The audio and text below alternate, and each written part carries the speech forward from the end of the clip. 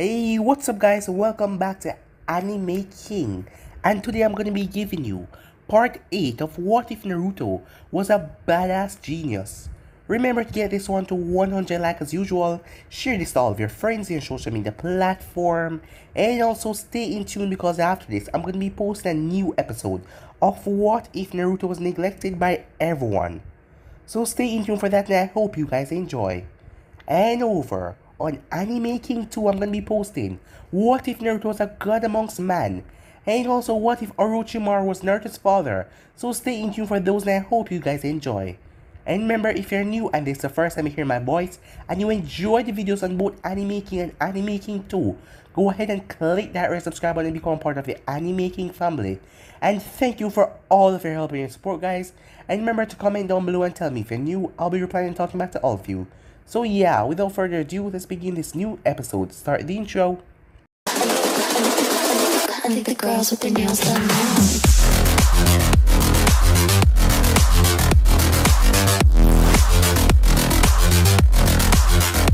Girls with their nails done. I think the girls with their nails.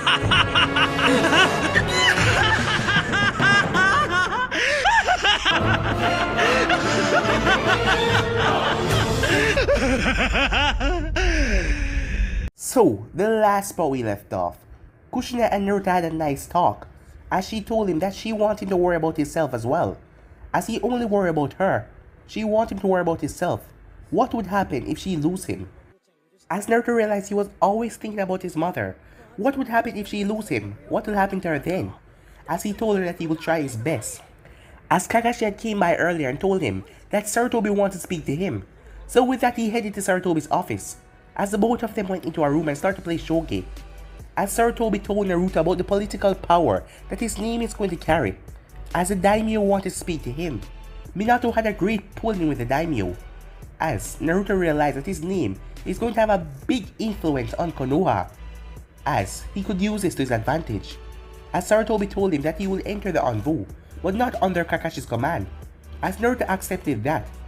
But once the others graduate out of the academy, he will also graduate and get a headband as well. As Naruto knew that Kakashi would probably be his Jonin sensei, just by the way that Sarutobi think. And with that Naruto headed off to get some lunch with his mother, as it was lunchtime. Sarutobi then called the Anbu in his office, Yujiro, as he gave her the file, as Yujiro looked over it as she asked why her, as he told her that she has worked with both Itachi and Kakashi, and he believed that she will be the right person for Naruto and her squad. He will be a trainee, but he should also go on the missions, as Yujiro nodded and told him that she will do her best. We then had a small time skip as Naruto arrived at the Anvu headquarters as he got his gear and packed up, as he met his two other teammates, and Yujiro is going by the name Nico. We then had a time skip as Naruto was in the field as he was facing off against a missing nin, as the missing nin was a Jonin, as Naruto was able to hold his own and even push the missing nin back, until his squad arrived as they quickly subdued him and knocked him out and tied him up, as it was time for them to get to the real mission. So yeah guys, that was basically the last part we left off. You guys can switch across the place and check it out for yourself, so let's start this new episode. We have to first move out of here to a new location. Before we continue our mission, a fight has occurred around here. We don't know if anyone else is around this place. We need some rest after the fight as well, said Nico. It was understandable, Naruto thought. Even he could not go on a mission the way his body felt. He needed to relax and nurse his body before they went on their true mission. This has just been an annoyance that stood in the way. It wasn't the only obstacle. Their group was ambushed by a number of shinobis, and they had to separate. Being the weakest right now, he was forced to take on only one opponent, while the others took on multiple opponents. You can run for an hour, yes? Nico said. As some people might come to this place, and we need to quickly arrive to meet the other team. At the rendezvous point. Yes, I can go on, he said calmly. Nico nodded as she had Tiger write a letter and then summon a messenger bird who was sent back to Konoha to their location where they were going to camp. Once that was done, the squad disappeared from the trees, along with the man that they had subdued. About an hour and a half later, the trip was a fast and silent one. The four had focused to run towards the border instead of talking. Chatting will come after they reach your location. This will be good enough, Nico said, as she jumped down as the others did as well, as their prisoner was bound to a tree with chains, as Nico focused on her group. Let's check our surroundings. We don't want any surprises. Come back in 5 minutes tops so we can rest, she said. Yes, the three said, as they vanished. Once they were gone, Nico looked back at the man that they had captured with a frown. He was a missing link from Kumo. She could recognize the face any time of the day. Naruto hadn't noticed it because he was new, and he hadn't read the other village bingo books. If the boy was an overconfident idiot, he may have been killed by this Kumo Nin, and then Kushina would have probably killed her. They did not recognize the man to be a missing Nin when he had sped off, but there was no choice. They were surrounded and they had to deal with their opponents. They thought the kid could handle this. They never knew that he was this level. But for him to handle a Jonin ninja and hold him back until they get there, the kid was surely good. The 5 minutes passed as the group returned, as they reported clear, as Nico had them gather around. You all must be wondering, how did they find out that we were here? Panther was first to speak. The ambush was well planned. We did not notice anything until we were forced to separate. They must have known that we were coming, but how exactly did the information leak out? Panther said. Our mission is highly classified, and I doubt there is a spy in our ranks, Tiger said.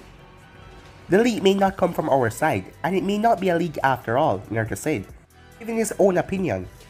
Just because they knew that we were coming, doesn't mean that someone from our side told them. Nico nodded in agreement with Naruto. We are dealing with the other group from the other side, and our mission is to retrieve the intel that has been gathered. It is possible that the person was forced to send a mission to Konoha while under surveillance by the enemy. If he was caught with the message, that is why all of this happened, Nico said. Not to mention we're dealing with Orochimaru here, Tiger said. This may be a trap, Nico said, as she took out a headband from one of the men that she had dealt with. This is a headband I captured from one of those men. He is from the Sound. Knowing Orochimaru, he may have captured our spy and sent them to their deaths. Either way, we don't know. We have no choice but to go through with this, Panther said. They were envoy. This was a necessary step in order to complete their mission, even if they're going into the unknown. It could be valuable intel into stopping Orochimaru and finding out more about the Akatsuki. We have to make a plan though. Once we have rested enough, we will make way, Nico said. As Naruto frowned behind his mask, what if this was a trap? The mission wasn't so difficult. Really, it wasn't. They were just to go into the Sound country and receive intel from one of their own, their spy. Every squad that has gone there, get the intel all members, has been lost on the mission. The last squad that was sent there, one of the members sent back a message saying that he was trapped in a zone and he was injured and he could not come back. Sarutobi had warned them that they might come across trouble since this was Orochimaru territory, as Naruto never thought that things would reach this point. Time skip. After an hour of resting and the group was ready to cross the borders, they were stopped by a group of envoys from Konoha. The captain of the squad walked over to Nico as the others stayed behind.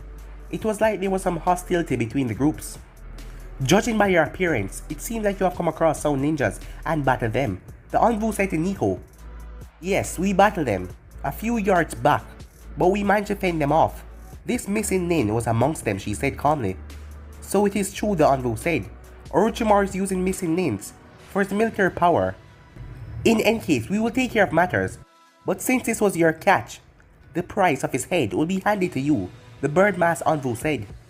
Nico nodded. She was happy. She didn't have to start a fight over the pay. How do you know about the Sound Shinobi, she asked. After you guys have left, we received new intel from Jiraiya-sama that the mission has been upgraded to S rank. Sarutobi sent us to back you up, or to take over the mission if you guys have not crossed the border yet. As he handed Nico a scroll. This is your new mission. We will handle this one. Behind your mask, Nico frowned, but she took the scroll, but she didn't open it right away. As she wasn't going to argue about it, she figured that the Hokage is making up to them by taking away their mission and giving them this new one. As the envoy motioned for his man to untie the man on the tree, and with that they took him and they vanished. What is the new mission? Panther asked, his eyes looking at the scroll in Nico's hand. As she opened the scroll, There's a group of bandits who kidnap women from the fire capital. They are suspected to link to a mercenary group and someone from the Fire Country Council. Their last movements were heading toward Tanzuka town. Our mission is not to take them out, but to find out if they really have a connection to the man on the council. Good place. Tanzuka, that is, Pantha said. It will explain why they would go there. We should set out by now so we can reach. By the evening, I will explain further details once we reach the town. Let's move out, she said, as all of them nodded as they vanished. Time skip. Tanzuka town. Only one room was booked. The four of them are going to stay in there, seeing that they wouldn't stay for too long. But Naruto had a complaint about this though. Why do I have to pay for this room, Naruto asked. Money was not unlimited to him. Senju riches were not as much, and they were disappearing, although his mother has not mentioned this to him. Soon enough they would have to depend on his earnings as a shinobi, so he could not afford to waste money. We didn't have something like this planned, Nico said, and none of us came here with enough money. So if I didn't have enough money either, we would be camping out in the forest, Naruto said, as he shook his head. What now, he asked. We will all hit different places and meet back here, 11 PM sharp. You have been taught the basics about gathering intel, can you handle this, she asked. There might be some shinobis involved, and given that this involves a member of the government, we have to be careful, or this can turn out to be a political scandal if we're false. So we have to search for who is leading the charges. If they are here, they will be scouting the place, and they will be striking at midnight. If we find who and where, we will be able to send back a report to Konoha, Tiger said. So what about the official, asked Tiger. You guys go on your own. Me and Naruto will find the official and tail him, Nico said. As she pulled out a picture, if you see him before we do, tail him. Avoid using chakra and revealing anything. We don't want to tip them off. Both Panther and Tiger nodded as the both of them vanished. Nico sighed as she sat down on the edge of the bed. While I know they won't do anything to risk the mission, I know those two will have fun, no doubt, while they're at it.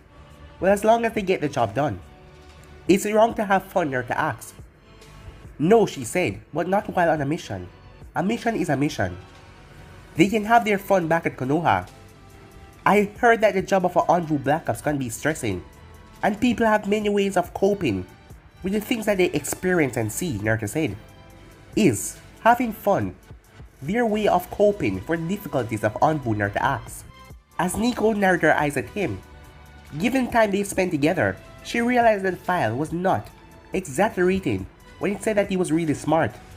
He fit in well with the way of the Anbus, and he didn't seem to object to the life of Anbu. Don't you want to rest? We can continue with this conversation once darkness has descended. I prefer to have a clear head, she said. Naruto looked through the window. It won't be long.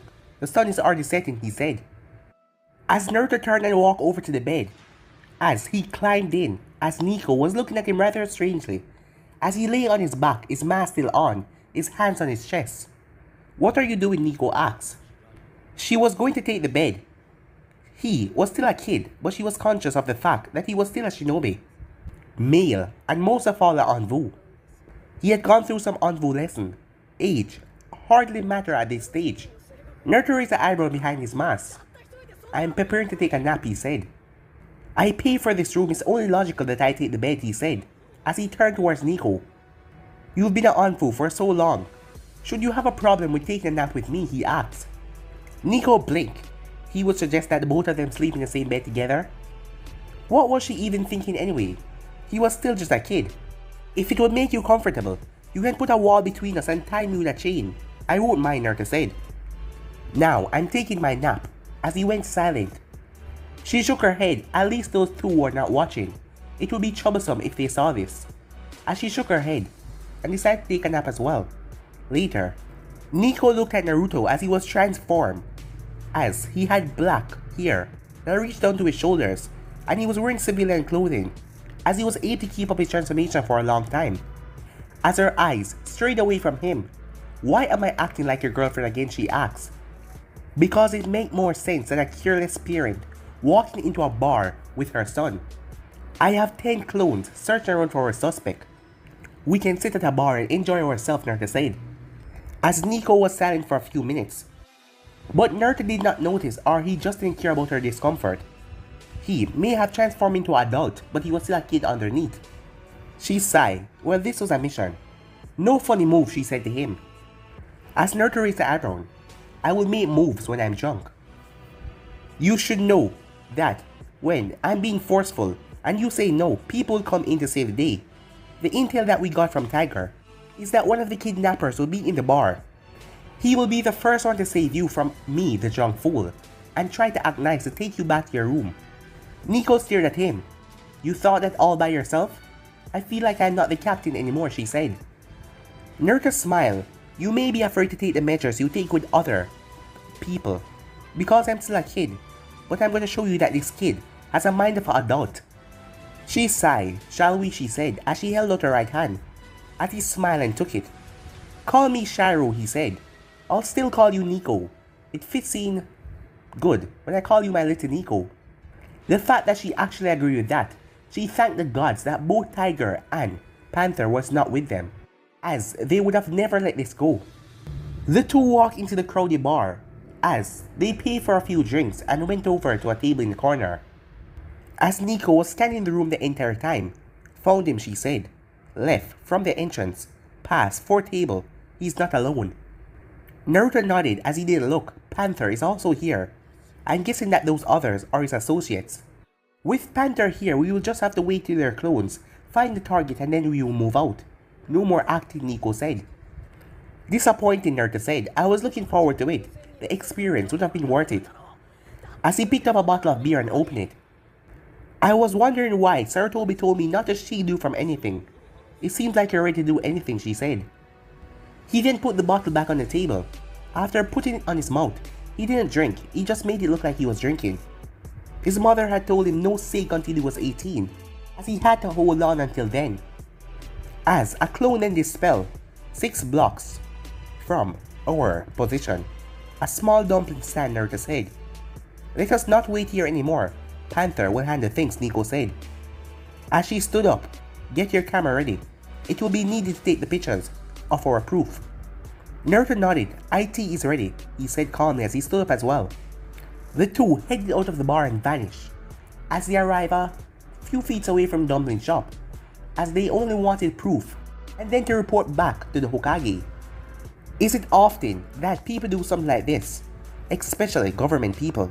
They already have money and power. What else do they want, Naruto asked. Even a millionaire will tell you that it's not good enough.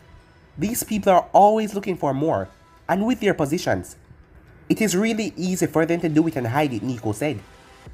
We have had missions where we had to get rid of corrupted officials and make it look like a paid assassin, she said. These kind of scumbags are the worst though. Some of them just steal money, but these one are the worst, she said. At least we can confirm that he's connected to the bandits, Naruto said. Why don't we just capture him and interrogate him? That man he's with, he's in the picture that Tiger gave us. Not our orders, Nico said. I assume that Sarutobi has been looking at this for some time now, and with high-ranking officials, you have to be careful. Sometimes even exposing them doesn't do it, and this is where we come in. I'm guessing that Sarutobi wanted to give the gift to the daimyo when we go and see him, Naruto said. I am sure when we return, I will only have a small time to rest, and then we will depart to see the man. Scheming old man, Naruto thought. You know, you're really smart for someone your age. But from what I have heard, you don't have any goals. When I was your age, I had dreams. Everyone has dreams. We all do, she said. That is true. I guess Sarutobi has also given you another mission to keep watch on me during these missions. In Anfu, there must be a S-rank file about Uzumaki Naruto. But Nico said nothing. It is nothing to worry about. When I joined Anfu, I know that he would do something like this. I am not just his successor son. I am also a Jinjulki. It's only logical that he will keep an eye on me. Especially when I have little regard to human life, he said.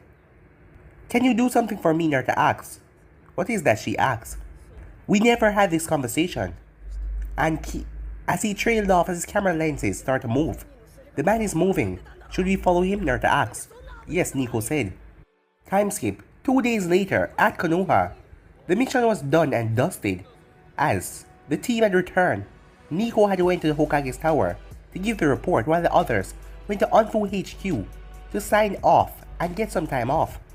As Naruto placed his mask into his locker, as he changed back into his favorite clothing.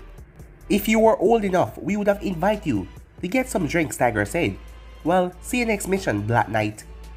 As Naruto shook his head, as that name, he kinda preferred over Fox. Now they're going to start to call him BK, shortened for Black Knight.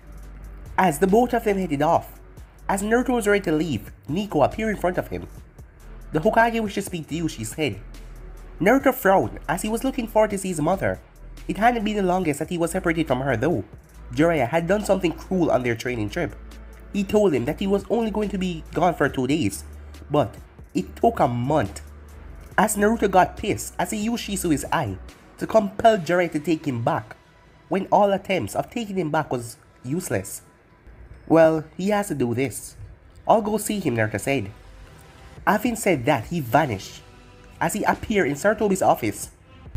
As he smiled at Naruto, happy to see him again. But Sarutobi was curious. Naruto allowed the Anbu to watch over his mother without any questioning. Usually, Naruto would want anyone to protect her except for him. And he wouldn't go out to the village in ensuring her safety. But now, he just went off. But now he just left the village.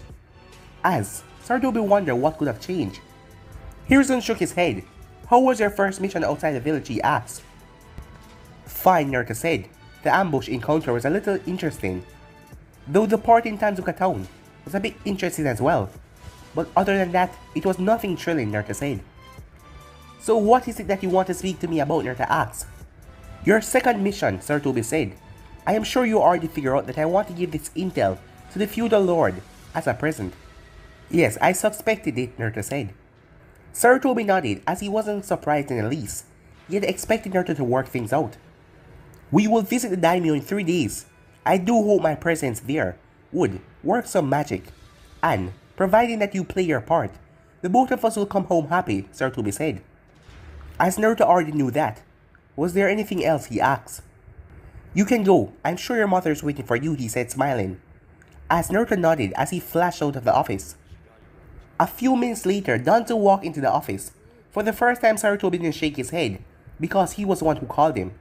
I was beginning to think that he wouldn't come, Sarutobi said. I had some other matters to handle, Danzo said. What is it? As he went into one of his jaws and pulled out a file. A squad of envoys were assigned to a mission to fetch one of our agents that were captured in the town. He was carrying valuable intel about the Akatsuki, the stone, and also about Orochimaru activities. It has been a few days I have not heard anything from them. Gather your man and send them out for a retrieval mission. Danzo accepted the file. I'll get it done, he said. I hope you do, said Sarutobi. Is there anything else I should know? Asked Danzo. Everything else you need to know is inside of the file. As Danzo nodded as he left. At Naruto's house. When Naruto got back home after stopping at Ichiraku Ramen to get some takeaway ramen, he found his mother having a conversation with Mikato. Naruto, Kushina said as Naruto walked into the living room holding his hot ramen. When did you get back? Although she sounded happy and she looked happy to see him, she didn't walk up to give him a hug or anything like that. She just stayed on the couch with a smiling Mikato by her side. As Naruto wondered if something was wrong. As he wondered if it was one of those tough love treatments. She had been working to get him to be away from her and breaking some of the attachments. It didn't make him happy, but a voice in his head told him that it has to be done. He was growing, and he wouldn't always be in his mother's presence. Not too long ago, he said, smiling, as he then greeted Mikato. How was your mission, she asked. It was fine, Naruto said. As he sat down, there wasn't anything bothersome, and we didn't do much fighting. You both seem good, he said. We are, the both of them said, at the same time. As Naruto raised an eyebrow, that was the first. As he placed his ramen on the coffee table. I am glad, he said with a smile. Mikato looked at Kushina for a moment as she then stood up. As Kushina spoke, Naruto walked her out. She wanted to speak to you. It is important that I do, Mikato said. Before Naruto could say anything, Kushina stood up as well. I'll be taking my leave. I have a date with Ino's mother at the hot springs. I might return a little while later, she said, as she waved her hand and walked away. As Mikato saw the look on Naruto's face, Your mother does have a life, you know, she said. She is your mother, but she does have to do things that will make her happy without you. Well, if it makes her happy. So what do you wish to talk to me about? Naruto asked. Walk with me, she said, as Naruto got up. I never asked your mother, but why do you keep on changing places? Sometime you're here and sometime you're at the Senju compound. The compound is too big for just 2 people, and although it's home, it can never replace this house, Naruto said. This has been our house for a long time and it has sentimental memories, and in terms of security, it is well protected. I see, Mikoto said. Well, that makes sense. As there was a small silence until she spoke again. When was the last time you spoke to Itachi? She asked. I last spoke to him a couple of months ago, but I do send him images of Sasuke. Pictures? Mikoto said. No, Itachi gave me Shisui's Sharingan and told me to keep it safe, but that isn't the only Sharingan he gave me. Recently, Orochimaru attacked him and tried to take his Sharingan, so he gave me another, knowing that no one knew about our connection. As Mikoto narrowed her eyes as it came to her. Fukaku eyes, she said. As Naruto nodded, Danzo took one of Shisui's eyes, and he knew about his father possessing the Mangekyo Sharingan. So Itachi took it in fear, thinking that Danzo would get to it. I have them both implanted into crows, just in case something might happen, Naruto said. What do you plan to do with them? She asked. Itachi planned to die by Sasuke's hand, to redeem the Uchihas, and also help him activate the Mangekyo Sharingan. If something happened before, and Itachi's eyes get damaged, Sasuke will go blind after awakening the Mangekyo Sharingan. So I have the eyes to make sure that don't happen. And, said Mikoto, I will use them against Sasuke in case he decides to let his hatred consume him and walk the dark path. There is a possibility that someone can manipulate him after he learned the truth. He will then seek to destroy Konoha. I see, said Mikoto quietly. So you use the Sharingan to send image to Itachi. Next time you write to him, tell him that I wish to speak to him. You're doing fine helping Sasuke, but I don't want him to grow up hating his brother in the way he does. I will get that done, Naruto said. I guess I can also wait for Sasuke until he gets back from the academy. And with that, the two headed off. Time skip. Naruto stood on a tree branch as he was overlooking 10 shinobis who were all gathered around. As Naruto pulled his sword and jumped down, as he landed gracefully, as he did not make a sound, but they noticed him. What the hell do you want, brat? One of them said. Naruto closed his eyes, as he could go wild. No one was watching him. He didn't like to go wild when people were there, because there would be annoying questions, but now he was alone. As Naruto took a step forward, until he started to run, as he ran to one shinobi in particular, as the shinobi raised his foot, but Naruto ducked right under it. As Naruto sliced off the man's leg, as his sword, infused with wind chakra, tear through the bone and the flesh. As the man cried out in pain as he started to fall, as Naruto drive his sword backwards, piercing through the man's back, ripping through his chest, as he then pulled back his sword, as the man dropped down dead. Another then rushed towards Naruto, as he tried to punch him. Naruto twisted his body as he infused his foot with chakra, as he stomped down into the man's knee, as it was a sick crack. As the man was falling down crying out in pain, Naruto spun and delivered a brutal kick to the man's forehead, as his body was sent as he crashed right into a large tree. As 2 others rushed towards him, as he jumped straight up in the air, as he kicked the both of them right in their face, as he landed gracefully. He then spun as he thrust his sword forward, tearing through one of their chests. As the man dropped, as all life left his eyes, the other one rushed towards Naruto. Naruto flipped over him, as Naruto landed on his back and grabbed his head. With one quick motion, Naruto broke the man's neck as he collapsed. As the others rushed towards him, as Naruto held out his sword, covered in wind chakra. Time skip. All of the bodies were around him, all of them dead. Naruto quickly created a clone.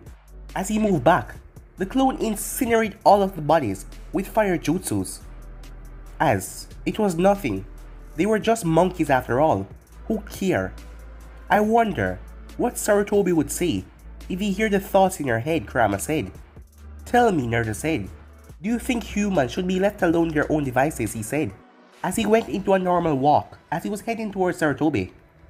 As Kurama was amused, Naruto was smart. He knew how to act in front of people. If Sarutobi think that there was a small bit of darkness inside of Naruto, he would be shocked if he saw how much there was. He never acted this way or revealed anything to his mother. But if Sarutobi could see what was inside the boy, he would surely keeled over from a heart attack. The only way you can do that is if you control all humans. What? Are you planning on putting all of them under your spell, Kurama said. As Naruto shrugged, Konoha population does not disgust me as it used to. But if they turn, which they can at any moment, I have to have a backup plan. Things in Konoha can change at any time. Without Sarutobi, I won't be able to get what I want, and that can be problematic. Kurama laughed. Is this why you're playing along with the old man? When he dies, someone who you cannot manipulate will take charge, and you will no longer have freedom. It almost made me willing to think that you would try to manipulate Konoha leadership to get what you want, Kurama said. Naruto did not answer the statement. The conversation was not going in his way, as Kurama was not answering his question either. So he just went silent and increased his pace. As Sarutobi smiled seeing Naruto, instead of sending a more experienced Anfu, Naruto was no weakling, as he knew that Naruto probably killed everyone. But killing was not really a big deal to him. He wouldn't have sleepless nights over it. As Sarutobi knew that Naruto probably didn't even see those people as humans. He probably thought that they were just trash, that he is piling up in the elemental nations, and they need to get rid of. As Sarutobi did not like that kind of mindset, it was bothering him greatly. That is the main reason he had Naruto enter Anfu, because he wanted more of Naruto to be exposed, so he could fix those parts that need to be fixed. How is life in Anfu treating you? Sarutobi asked. It was unusual. These days, they talk less and less. If Sarutobi did not say anything, Naruto would just go silent. Fine, Naruto said, as he answered out of respect. Because he knew that Sarutobi had people watching his movements, so he would know if he was struggling, but yet he still asked him these questions. Just fine, Sarutobi said. Well, Jiraiya has told me that your skill level is low Jonin at best. Why is that? I don't follow, said Naruto. Given that Naruto had spent the entire of his life wanting to protect his mother, he thought he would be a bit higher, and seeing that he was trained by Kakashi, Jiraiya, and Itachi. And during the years away, he focused intensely on his training. Naruto has been pushing himself to his limits with his training, so why hasn't he reached his limits for someone his age? As Naruto narrowed his eyes at the Anbu who was walking next to Sarutobi, as he looked back at the road ahead of them, what do you want to know? He asked. Is this all you can do? Sarutobi asked. That is a good question that will get an answer one day, Naruto said, as he wasn't going to add any more details. As Sarutobi understood, as he moved on to something else. I have been thinking, lately, you have been highly tolerant of my requests, and just seem to accept everything that you are told to do. I think that you're preparing for the future, he said. The future, huh? How do you prepare for something you cannot control? We certainly make plans for our future, but time is something that no man can control. We just have to wait for tomorrow to arrive and tackle it. We cannot prepare or plan for everything, Naruto said. It is certainly true that some things are out of our control, but when you study people enough, you can predict what they will do, and you can create your own plans for that. You're talking about manipulating people, Naruto said. If you cannot get things what you want, you will try to push things into your favor. Don't we all try to push things to work in the way we like? If we just allow things to go the way life wants, nothing in life will please us. Even you have your desires, and you will do anything to push and make sure they are realized, Sarutobi said. As Naruto said nothing, it wasn't that he disagreed or agreed. He just had nothing to add to this statement. You have not made it a secret that your mother come first. The elders and all the clan heads knew that if it comes up to your mother, you will forsake the village without even thinking. A foolish mistake on my part, Naruto said. The wisest thing to do back then was keep it to himself. He shouldn't have let it broadcast to everyone. He really hoped it doesn't come back to haunt him in the future. As Sarutobi really wished that Naruto would say that he cared for Konoha, but he knew that they might never happen, and that would be a problem in the future. No one would want a Jinchuriki who would just watch his village be destroyed than to save it. There hasn't been any movements to educate you to love Konoha, because I have been firm with you, Sarutobi said. If it was up to some other people, they would have taken you and given you to Danzo to be raised by him. With the earliest signs of hatred to Konoha that you show, they would have done so if I was weak, Sarutobi said. But since you returned from your time away, you haven't been showing that you hate Konoha. You have actually been doing everything for the village. Of course, that will not convince some people, but it might convince some. Loyalty is a very important thing in Shinobi's life. Towards Konoha, you do not have this, and that would make some people uncomfortable. You have noticed this, haven't you, Naruto? I have, Naruto said, as he was about to go into detail about it. And you have realized that you have been safe because of my efforts. But if I were to disappear, everything would change. I will no longer be able to stop anyone from doing anything to you. Jiraiya will definitely be on your side, but that doesn't guarantee anything. This is why you're acting so loyal right now. What would you do if they turn on you, he asked. Whatever is necessary, Naruto said. As Sarutobi frowned, he had feared something like that. Naruto would do anything to protect himself and his mother. As he had no doubt about that, but he needed to do something to make sure that no one stepped towards Naruto if he wasn't here. Sarutobi had no doubt that if someone tried something, Naruto would probably lose control. Even worse if it affects his mother in any way. As Sarutobi just looked at Naruto as they continued their walk, going towards the feudal lords. Time skip. Daimyo's palace. Although Naruto never showed any outward reaction, he was surprised to see such a large building. Well, it really shouldn't be a surprise. Daimyo controlled the Fire Country, and he was the leader of the government. He was supposed to be rich. Especially, this country was the greatest of the 5 nations. As Naruto and Sarutobi were led into the palace by the guards. Hiruzen, the feudal lord, called out as his fellow old man was escorted into his office. Daimyo-sama, said Sarutobi politely. You will have to forgive me for requesting that we talk in my arrival.